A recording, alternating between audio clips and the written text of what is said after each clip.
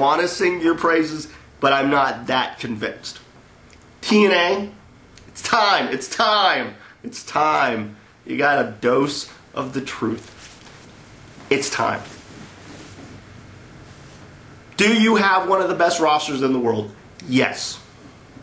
Yes. Am I entertained by what guys you have? Yes. Most, if not all. I can see good in most of your signees. Now, let's not give Patrick too much on the back. I mean, you did sign Pac-Man Jones. You did sign Scott Hall. They might have been small contracts, but you lost some guys through Pac-Man. You lost some of your backbone. You let some guys go. You're just saying, well, if you want to go, go. Which is fine. That's okay. Some of the WWE acquisitions, good, solid stuff. I mean, from Christian to Kurt to Booker, it's good. What you're doing with the knockout division, I'm intrigued. Gail Kim against Awesome Kong, it's a money feud. And the way you're throwing in the Velvet Skies and the Angelina Loves and the ODBs and the Roxy Laveaus, I think that's it. There's Miss Brooks and Miss Tennessee, Jackie. Hopefully I didn't forget it. Aside from SoCal Val, I know them all. See, Christy Hemme, I know she's Lance Hoyt, me, we go way back. Hello. Anyway, so there's plenty of upside. AJ Styles, what he's doing on television is a thing of beauty. I very much am entertained, and it has nothing to do with what he does in the ring. I know what he can do in the ring. I know about the Styles Clash and the spiral tap and all of it. I've watched this guy since WCW.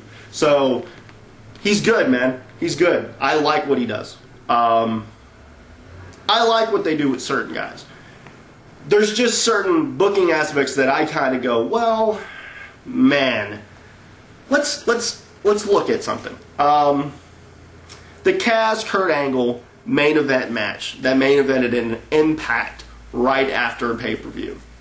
In my estimation, that was a move that should have, that trigger shouldn't have been pulled right then and there. You could have milked it for 1 month. You could have built up Kaz as the complete underdog. But every turn, Kaz says, hey man, you lost to Jay Lethal, lightning can strike. And then have the same exact match. You'd have a story behind it, and leading after it, Kaz would be a bigger star. He'd have a bigger run. He had just beaten Christian. Little stuff like that. The Samoa Joe thing, I'm kind of intrigued by because he can go so many ways with it. I like watching the Motor City Machine Guns and Black Machismo and the Team 3D. And even Johnny Devine. A solid thing. There's so many solid aspects of TNA, but at the same time there's that you guys gotta be what the marquee says, and that's we are wrestling. And that's what you can be. You can be for all those diehard fans that just want to see wrestling, see the realism, and see a company try to compete with UFC as opposed to trying to compete with the WWE. Those are the real guys you should compete with. Watch what they do and implement it. I like a lot of what I see, but then there's some things that I call into question. But again, the knockouts thing alone, no. You put on pretty solid pay-per-views, but for me, they've always been hit or miss. Sometimes you really tear the house down, and other times it's, oh man, I want more. I want more. You can't be WWE and just throw it out there and I go, well, they have history. Or, better yet, I remember when you first starting out. I remember what I looked at and was going, wow, this is going to be something different. And I would love to work for TNA. Of course, I would. If I was given the opportunity to go up there, I would gladly go up there and try to tear the house down alongside the likes of Robert Roode and Eric Young and Kaz and Samoa Joe and Angle and Christian and Booker T. The list goes on. And hey, if I could be like,